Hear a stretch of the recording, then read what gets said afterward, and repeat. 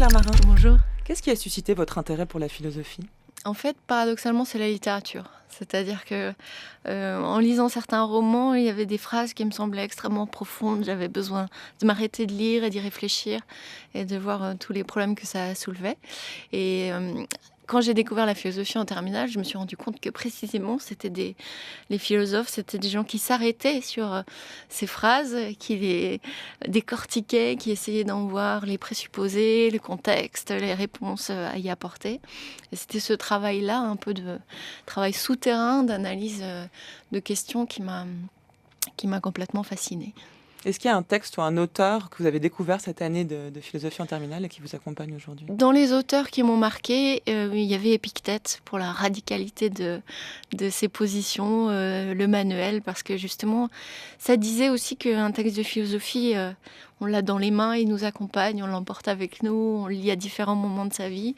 Et ça faisait partie effectivement des auteurs qui m'avaient beaucoup marqué cette première année-là. Vous avez eu combien au bac ? J'ai eu 19. Félicitations. Merci. Et alors, qu'est-ce que vous donneriez comme conseil à ceux qui passent le bac cette année pour avoir 19 sur 20 ? Je leur conseillerais d'être attentifs au fait que les questions philosophiques sont partout.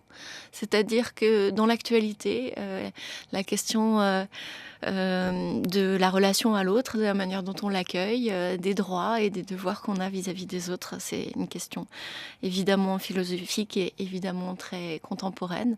Que des problématiques économiques ou des problématiques médicales sur la fin de vie, ce sont des questions philosophiques.